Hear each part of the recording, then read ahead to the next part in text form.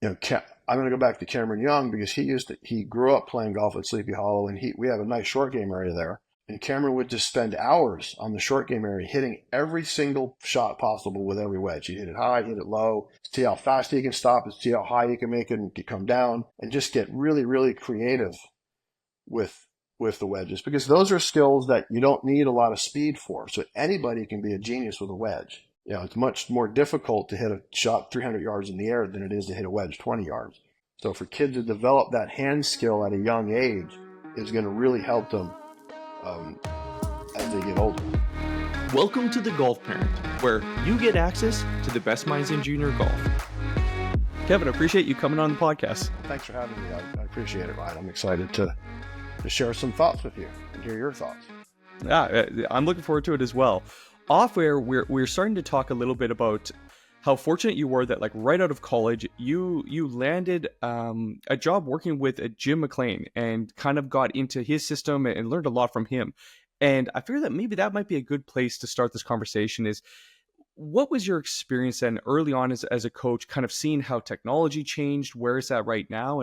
And maybe if you could share with the audience, maybe 2 or 3 kind of key takeaways that you got from that time working with Jim. Yeah, I was definitely fortunate. I started working for Jim at Sleepy Hollow Country Club in New York, where I am now, actually. He was there from 88 to 93, and I was there from 92 to 93. And Jim had hired me at the bequest of the current president, or the president of the club at the time, was Dick Cummins, who happened to be a partner of my father's. So Jim probably reluctantly hired me as to be the assistant to one of his coaches, this guy Dave Collins, who was a fantastic coach. And then I did that for about a year, and then I was Jim's assistant for 3 years. And Jim at the time was kind of on this meteoric rise to stardom in the golf world. He was the 1994 PGA Teacher of the Year, all this working with tour players. He's opened up his academy down at Doral in 1990 or 91, which is where I worked for him in the winters for 28 years. And so being able to, and he always says this, because we should have been paying him when we were there, which he's right. I should have been paying him for the education that I got from learning from him. But he was always at the forefront of technology. Jim was a voracious learner himself, and we had a large staff. At some point, we had 26 PGA pros and 9 assistants there, and many of those pros went on to be very well-renowned coaches themselves or top 100 teachers. So it was a pretty expansive learning system for everybody that was involved there. And he was always presented with different materials or different items as far as technology goes. So when we started out, look, everybody had a camera, or most people had a camera, but it was a gigantic VHS camera. If we were lucky to get 60 frames per second, it was amazing. And just so people know, the frames per second allows the club to look clear at different positions throughout the swing. As we were talking about off air, the cameras became big and became smaller and smaller and smaller until everyone now has a camera in their hand that can film at 240 frames. So I felt fortunate. I got into the industry at that time pre-major technology. There was always technology. We had devices that measured swing path, but it uses lights.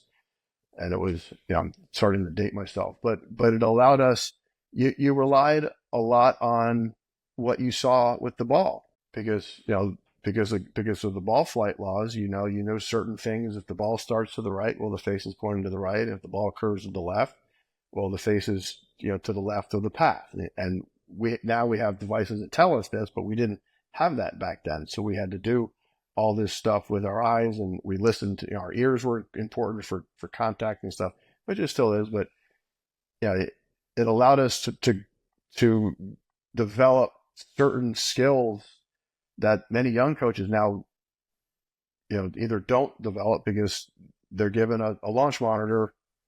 It's almost like you become a golf coach, you get a launch monitor, and it does all the work for you, where we had to do all the work. So it was an interesting time, and believe it or not, we still got players better before all this technology. Before we had launch monitors and high speed cameras, we still got players better.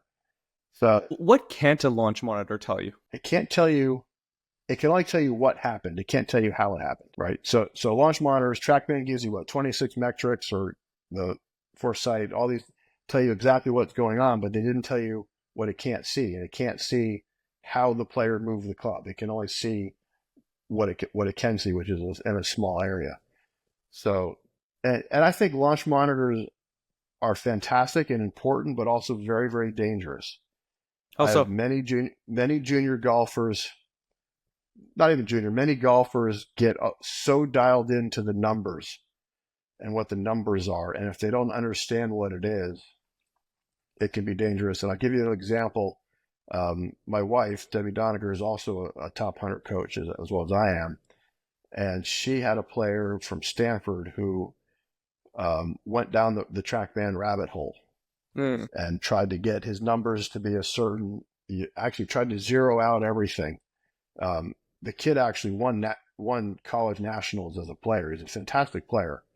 And he went down this rabbit hole of the numbers and doing whatever, and basically worked himself out of golf. Just couldn't play. Everything was about the numbers. And so you get this a lot. I have some junior golfers that really get into the numbers. I'm like, guys, you got to just step back, use the numbers for what they are. Don't try to make numbers, to see what your numbers are. Use it as a tool for progress or to evaluate where you are, but don't use it as a guide to get to where you want to go to.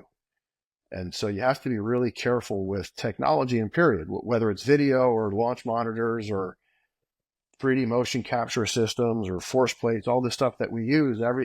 Everything should come with a warning label saying, to be used as, with a professional. I think amateurs can get a little crazy with it. So that's where the danger is with launch monitors. But that being said, I think everybody should have one. Obviously, if they can. Look, launch monitors can go, their price range for a good launch monitor is anywhere from $800 to $25,000. with TrackMan being on the upper end of that. TrackMan's the highest at $25,000, and there's a company that I got involved with called Rapsodo. I don't know if you're familiar with it, but it's this little short thing that's got a camera and a radar in it, and it's about $800, and it gives you very good data. I've compared it to, I'm a Foresight ambassador. I think the Foresight Quad is a fantastic device. It's a camera device. TrackMan's a radar device. You have to know the difference. Like I do some training at CP Hollow for the staff, and track radar systems and camera systems measure differently, and you have to know the difference. One of the biggest things is angle of attack. You have a Foresight, it measures the club pre-impact, and so you'll get a much different number than you will with TrackMan, because TrackMan measures at max compression. Well, at max compression, the ball makes the head deflect downward, so TrackMan's going to read down a little bit more than a Foresight. And so a player, I have a college player. And we're talking angle of attack? Angle of attack. I'm just giving one metric. There's lots of others, sure. but one it metric makes sense, is angle of attack. And so on TrackMan, my angle of attack is down, is down 1, and on Foresight, my angle of attack is up 3 or up 2. I'm like, yes. I'm like, well, those are two different numbers. What should I do? I said, well, they measure differently, and this is why. And I explained it to her, and she's like, oh.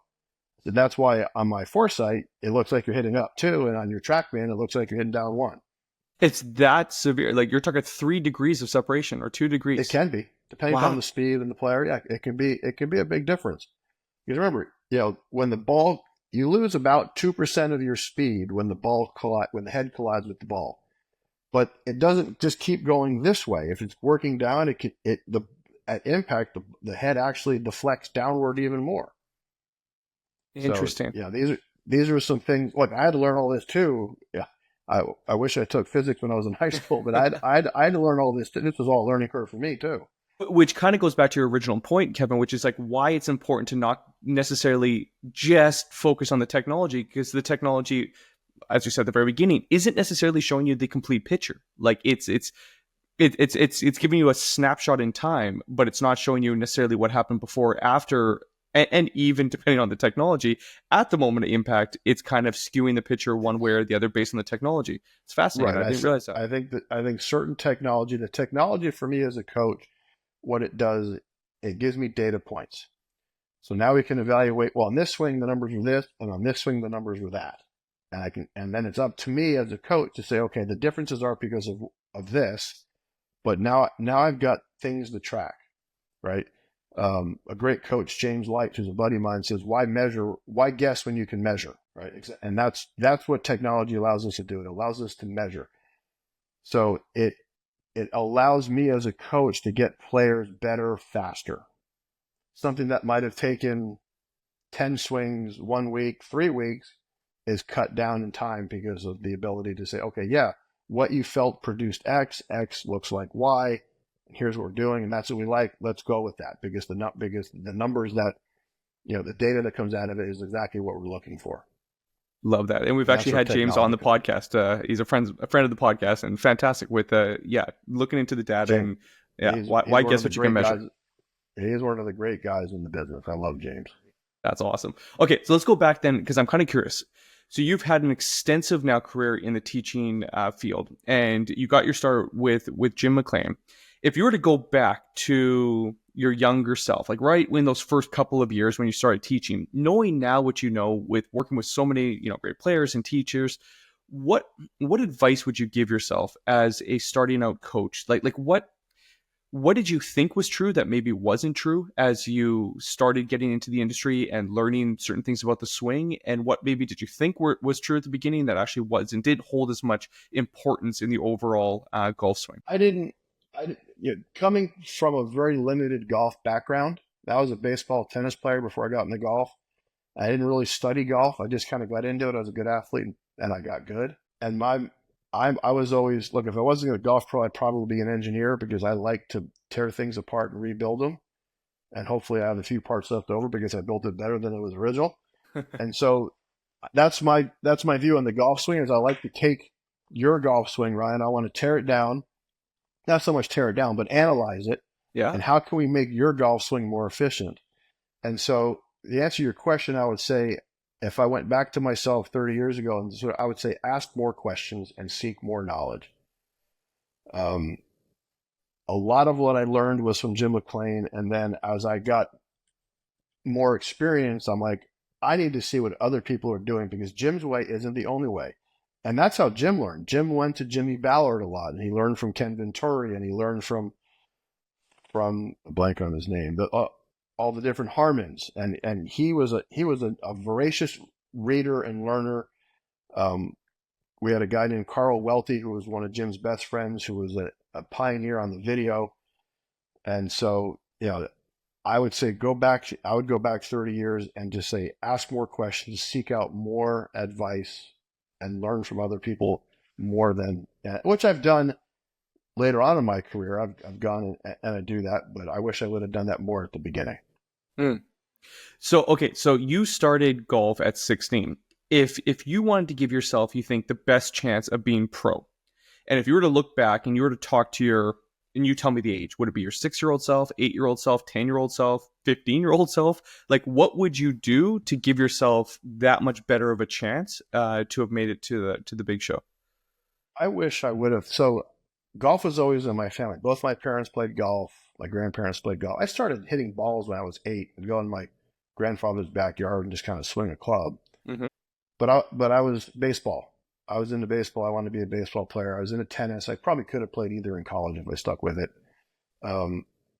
I wish I would have started playing golf when I was 6, messed around with it, maybe got more serious when I was 8, 9, 10.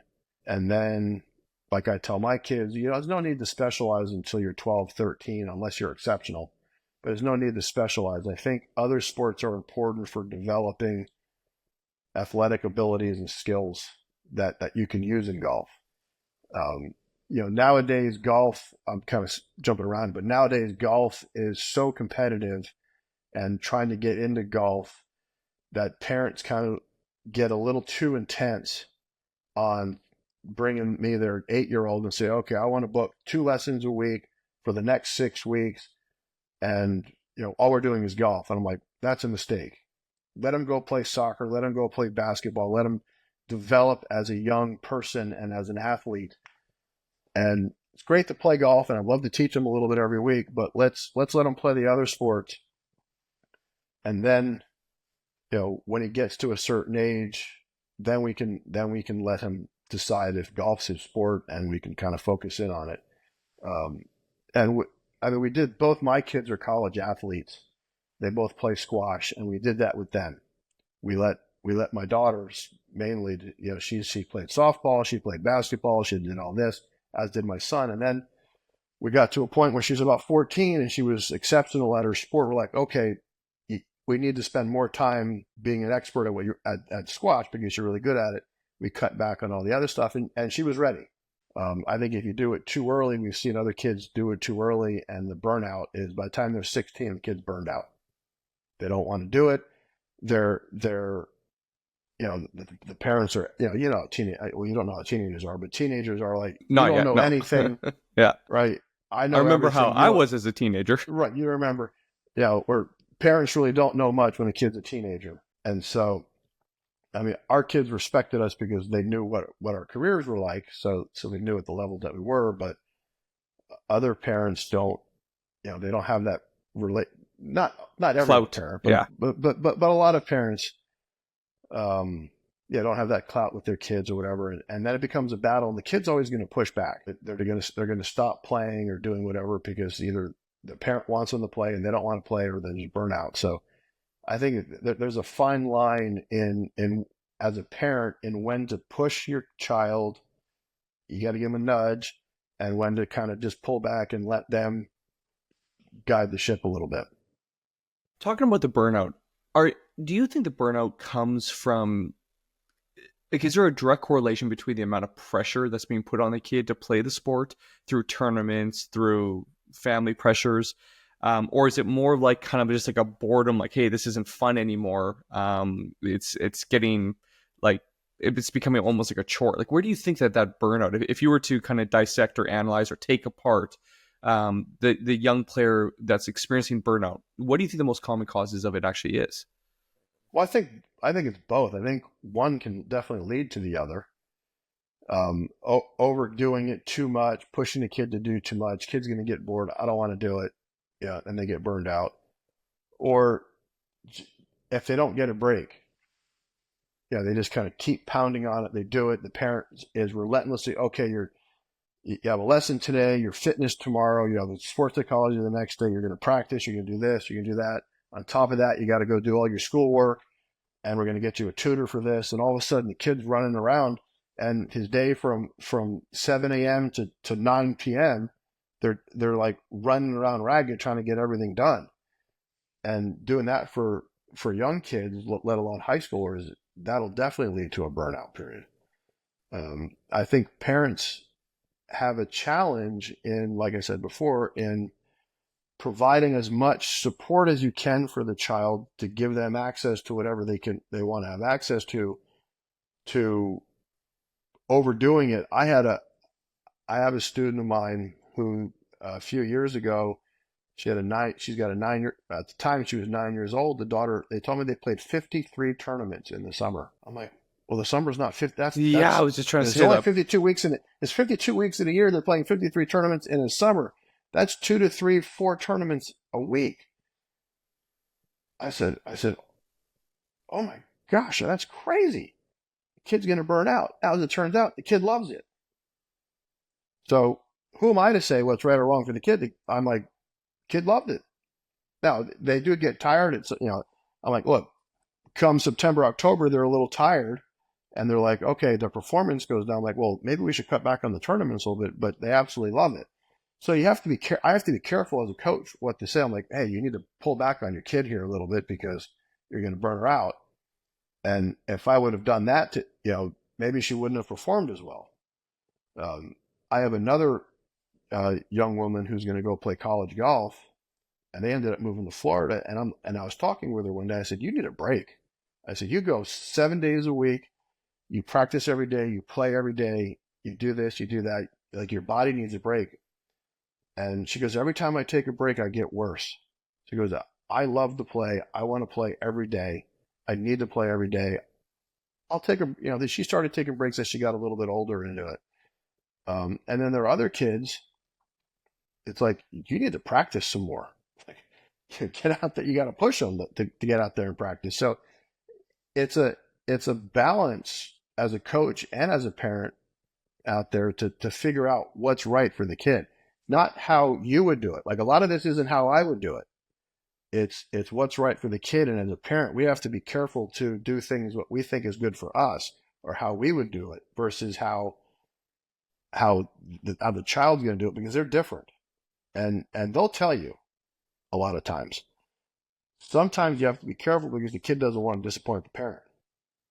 And so you have to recognize that. And sometimes as a coach, I may throw out a suggestion, hey, why don't we give your son or daughter a little bit of a break here and let them come back to the game in a little bit. I actually had that conversation with a mother a few weeks ago. The kid's a rising senior in high school, and he's being lightly recruited by some smaller schools. And look, college recruiting is stressful for the parent and for the kid because they want to go to a good college, they want to play sport in college, but the coaches are on their own timeline. They're looking at other kids, and the mom's like, this is so stressful, whatever. And the kid's playing all these tournaments, trying to get his name out there, and his performance is starting to go down. I said, and I told this mom, I said, let's give him a break. It's not going to, what he does now is not going to make a difference anymore. So anything he does is not going to hurt him. Give him a break. And it was 2 days into the break, and she's like, oh, how much longer should we let him not practice or play? What do you think? I said, he'll tell you when he's ready to go back. It's going to be at least a week. He'll get into it. And then he ended up going to one of these college recruiting camps, and one of his top choices, the coach, extended him an offer. He's going to go play college golf next year. And so, so it was a happy ending. But we have had other situations where the player gets worse and then ends up not going to a college that they want to, or doesn't get an offer, and they end up going to a nice university, but they play club golf, which is also fine. I think parents need to understand that there's lots of options to play golf. You can play at a D1, a D2, or a D3, and if your kid's not performing at the right time or well enough, club golf is still just as fun. You can still go to a top university, and they have most top universities have great club golf teams, and it's competitive, and the kid gets into it. And look, if they play well enough, maybe they can try to walk on. So there's always an option out there, and like I tell a lot of students when it comes to college, there's a school out there for you. You just have to weigh academics versus athletics. Some schools have both, like a Stanford or a lot of the ACC, and that NESCAP schools are top academics and good athletics, and you can go one way or the other. So it's a conversation I always have over the summer with a lot of parents and getting them ready for the junior and senior year. Sorry, I went off on a little bit of a tangent there. No, not at all, because it's kind of the audience. I can hear everybody leaning in a little bit, and right. What you're saying is relevant, right? I mean, like, it's every parent wants the best for their kids, and education is first and foremost out of that. And then you've also got the idea that, you put all this pressure on that. If you get into a Division I school or if you get a scholarship, well, then that increases your chance of going to the next level. And it's just, every parent wants an easier track for their child. Yeah. I'm kind of curious about, maybe let's focus on maybe more of a technical or mindset. If I often like asking this question, and I'm curious to see what you would say. So if I was, let's just assume now we've got 100 or 50, 13 to 16-year-olds who are athletic. They played other sports. They are committed and focused, and they have a love for the game. And you're observing them for the summer. Maybe not necessarily hands-on, but you're observing either their TrackMan numbers, you're observing the way they're playing, how they're holding themselves in competition. And at the end of the summer, I was asking, okay, Kevin, who are the top 10 players that you think, if you were to bet, have the best chance to go to the next level, whatever that level might be? What metrics or what intangibles, what would you be looking at to kind of weigh that decision to see who you think would be moving on? It's just watching them on the range is tough, because lots of kids hit it really good on the range. Obviously, having speed is a huge benefit. Lots of college coaches said, give me a kid with speed, I can teach him how to score and play. So learning club speed is much more difficult. Learning to hit it far is more difficult than learning to hit it straight. And I'll let you sit on that for a second, because most parents are like, wow, really? That straight's so important. I said, yes, straight is important, but distance is more important, right? I mean, just look at the tour. I mean, everything now in professional golf is about distance. All the rules now are no one's trying to make players hit it less straight. They're trying to make players hit it less far, because distance is such a huge advantage. So if you have a junior that doesn't swing it that fast, work on speed. If you have a player or a junior who hits it pretty far already, work on more speed. Let them develop the skill to hit it straight further on. So watching kids on the range, if I see a kid who's got some speed, okay, that kid's got more of an upside to me than somebody else, or has a chance to perform at a higher level, maybe, because speed helps. Take those kids on the course, and it might be a different scenario, because that kid with speed doesn't know where it's going to go, and maybe he freaks out and the speed goes way down. So I don't know. It's a hard question to answer just watching somebody on the range, because as we all, anybody who plays golf knows that their range game is really good and their course game is probably 10 to 15 shots higher. And the same goes for kids. If you show me a kid who's on the range, is hitting all over the place, and you get them on the course and all of a sudden they're dialing it in, that's pretty good. Because there are some players who just don't have a great range game. I have a young woman she's probably 14, who is that way. She doesn't hit it very good on the range. She gets on the course, it's great. Different player.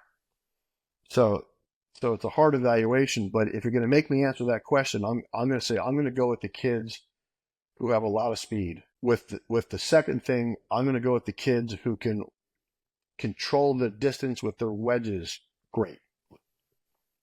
Because that's the other side of the game. Because if you can wedge it great and you can drive it long, you've got a chance to be very successful. The old, when the bomb and gouge kind of came out, when Dustin Johnson came out, when it was just hitting it 325, 350 in the air down there and hitting wedges and everything, he struggled a little bit. His wedge game had to get better because of how he was playing the game. And so, those players are the ones I'm going to choose right now. That makes a lot of sense. Let's linger on speed for a second. What age would you be helping to train speed? Knowing of the physiological changes that happen with the child, would you be training speed to what makes sense to their abilities and their strength every step along the way? Or would you wait until maybe puberty to really kind of focus in on it? What would be your take on that?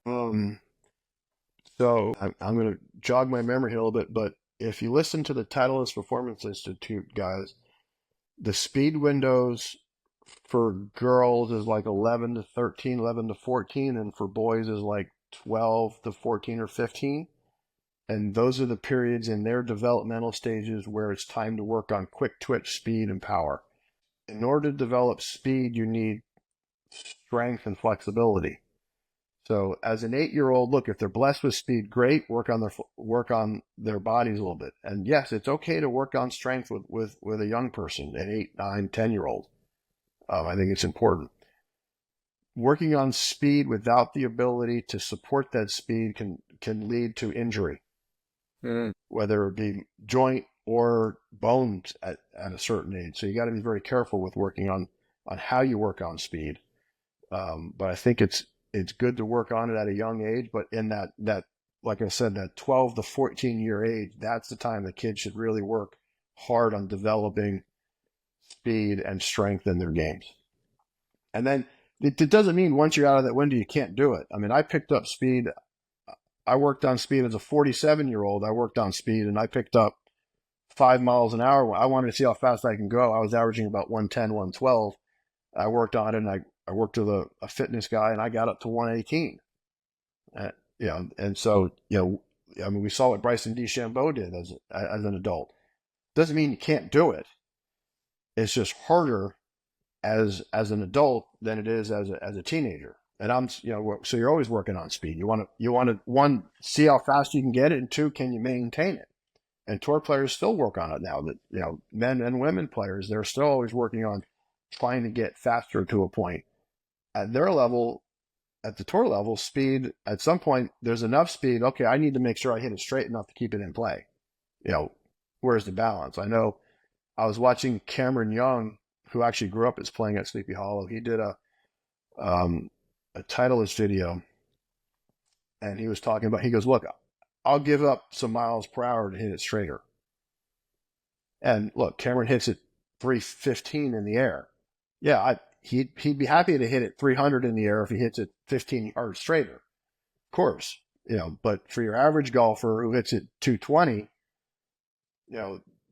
they can't give up the yardage. They don't want to go from 220 to 210 to hit it straighter. So they got to work on hitting it farther. So everything we do in golf is kind of n equals 1, n being the individual.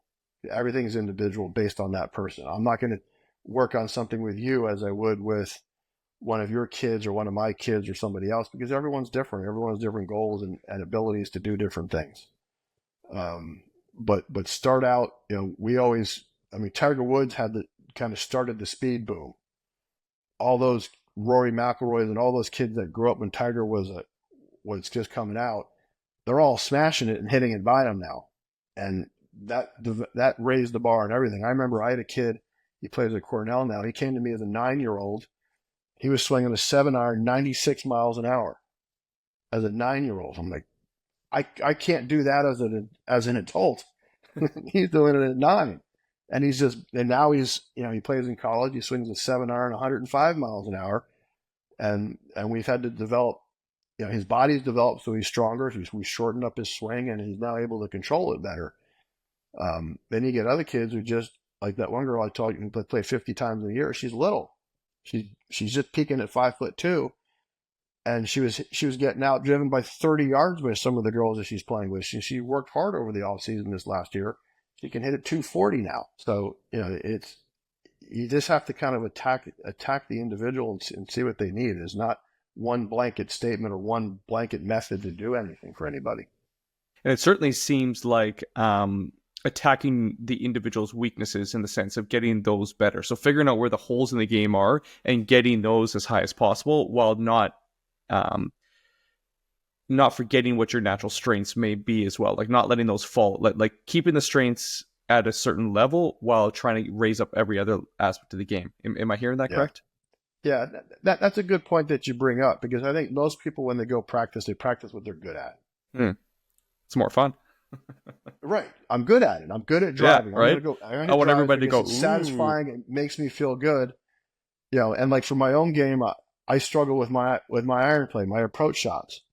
I'm a very good driver, very good putter, and my approach shots are my weakness, but I like to hit the ball. But I need to work on I need to spend a little bit of time on my driving and a lot of time on my approach shots. And I think as a player, we all need to develop where we're underdeveloped. I remember Greg Norman a long time ago talking about how he would evaluate his round. He was one of the best drivers in the game at the time, and he wouldn't practice his driving as much because he needed to work on his approach shots, because that's where he was weaker, or his wedge or whatever.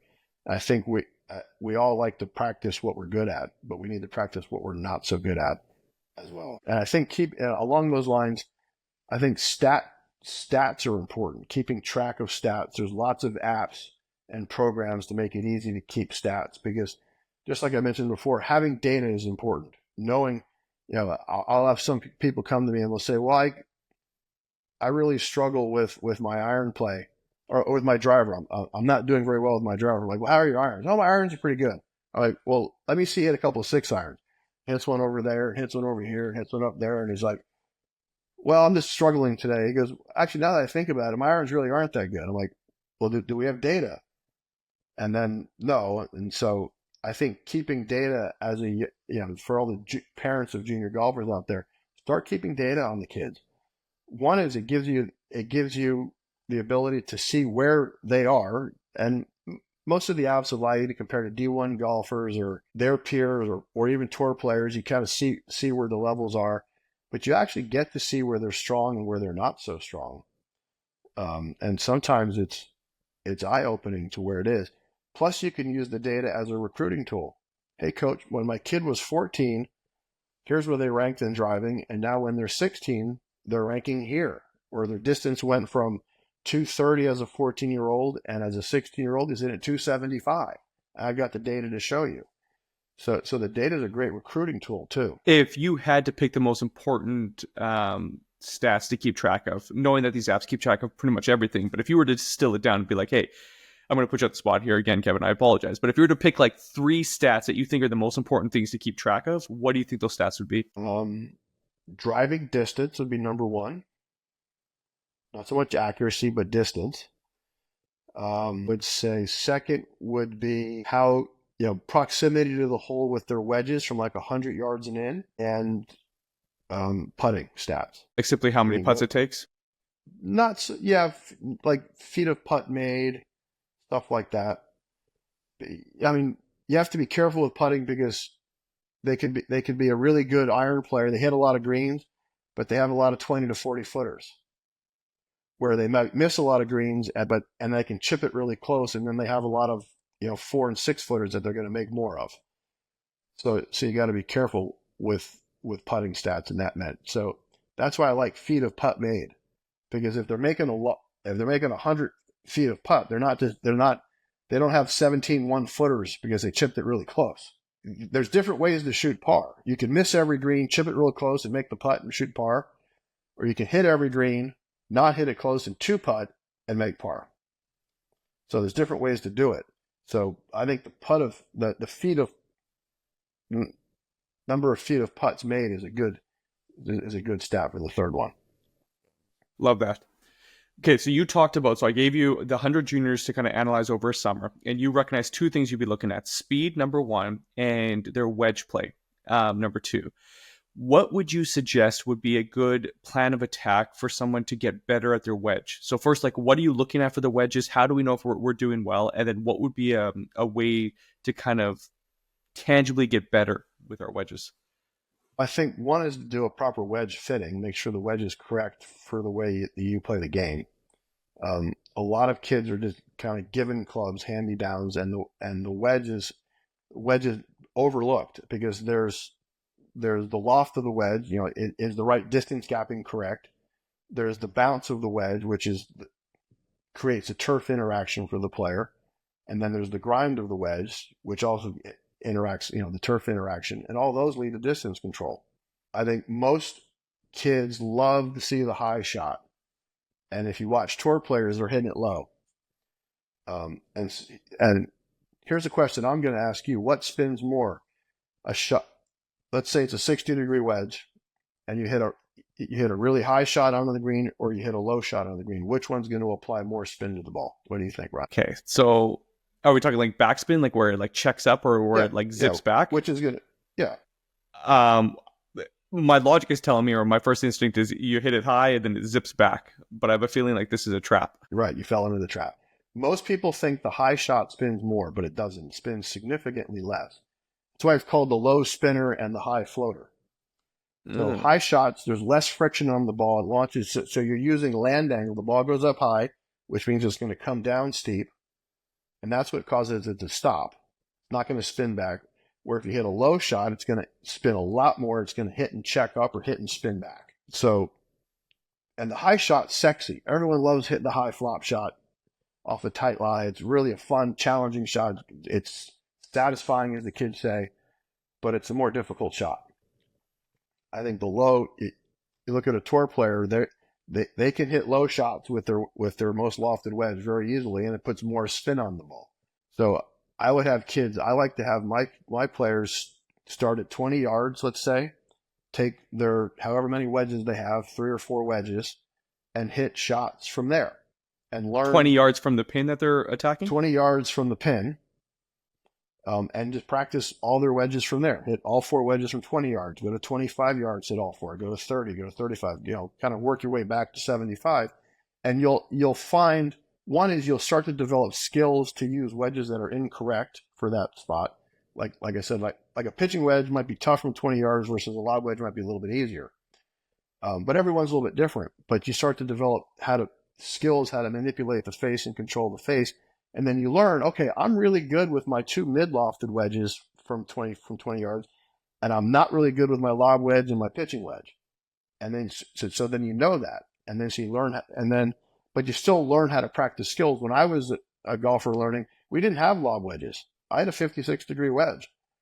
And so I had to learn how to hit that 50-degree wedge, 56-degree wedge really high and learn how to hit it low.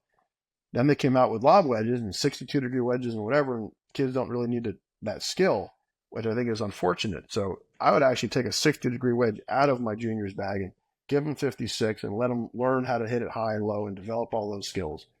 But if they have all that stuff, just like I said, start at a yardage, use all the wedges, work your way back, see what you're good at, what you're not, what wedges work really well and what doesn't. And then you kind of learn how to control the wedges a lot better.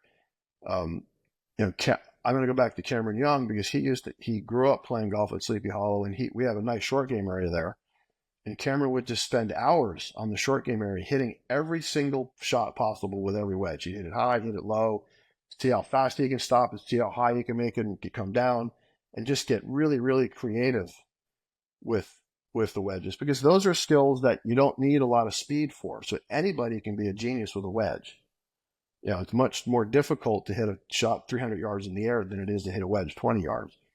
So for kids to develop that hand skill at a young age is going to really help them as they get older. What else did you see in Cameron Young that maybe separated him from his peers? Maybe on the mental side of it? Well, on the mental side, one of the things I've always noticed was the tougher the conditions, the better Cameron played. You put Cameron in like Open Championship conditions, wind, rain, whatever, he was able to separate himself from the field much. He performed it, like he thrived in that. Cameron's ability to go low as a kid too. I remember he played in a high school event over at Wingfoot and shot 6 under for 9 holes or something. That's just crazy.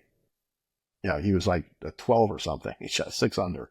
So his just ability to go low.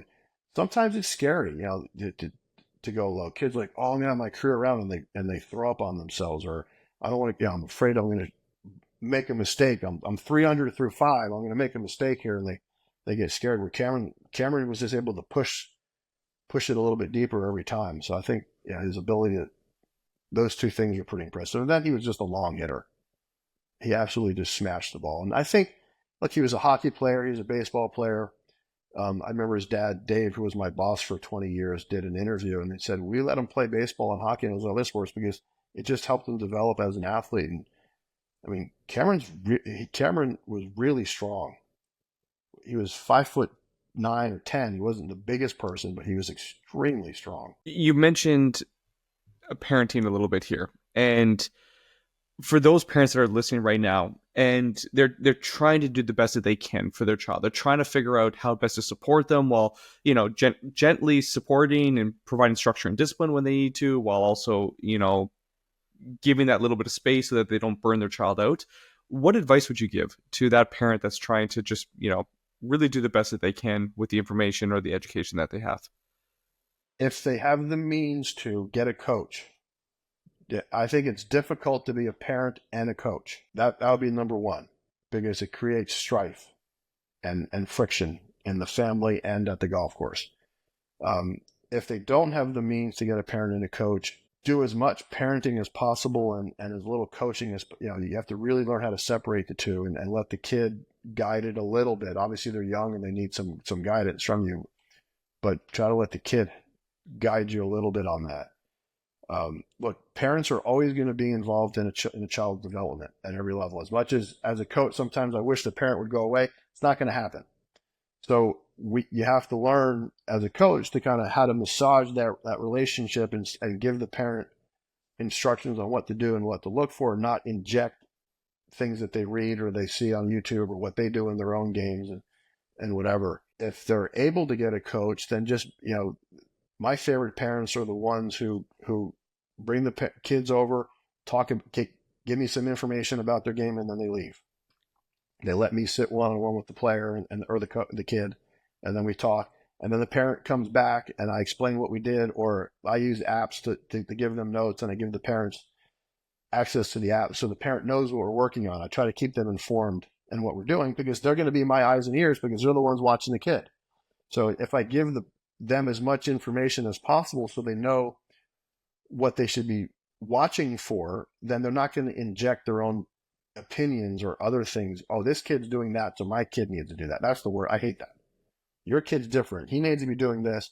Here's what you need to look for, and go from there. Or I'll tell the kid to tell the parent. Tell your dad, tell your mom and your dad. Here's what we're working on, and then you just have them keep an eye on it for you, and then you can send the video.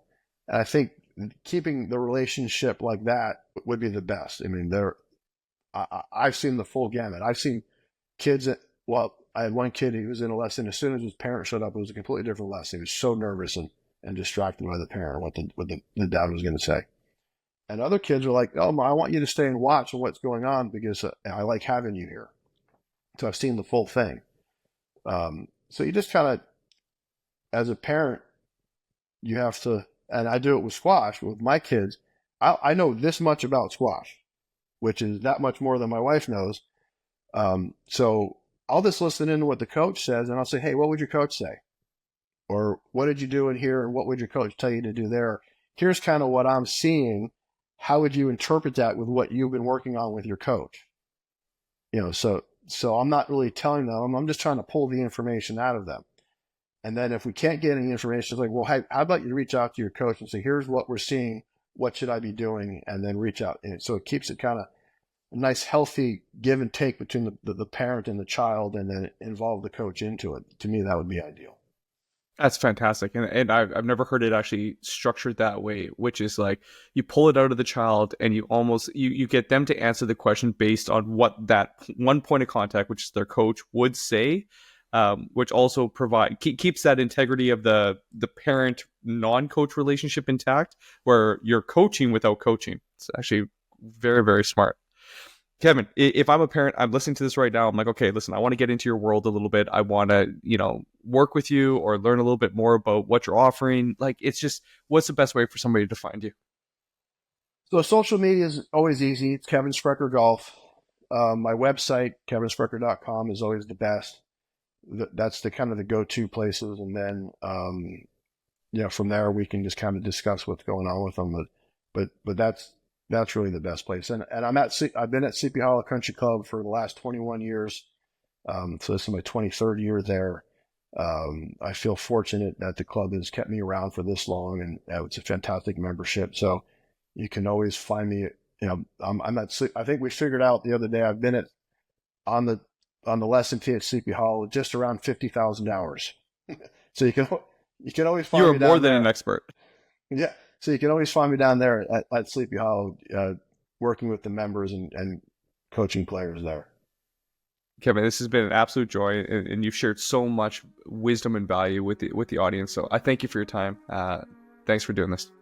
Well, thank you. This was fun. I always love sharing thoughts and hearing, as a parent, what your questions are, because I think as parents, it's our jobs to give our kids the best opportunities to be the best person, athlete, that we can. So thank you for the time, and this was enjoyable for me. Thank you.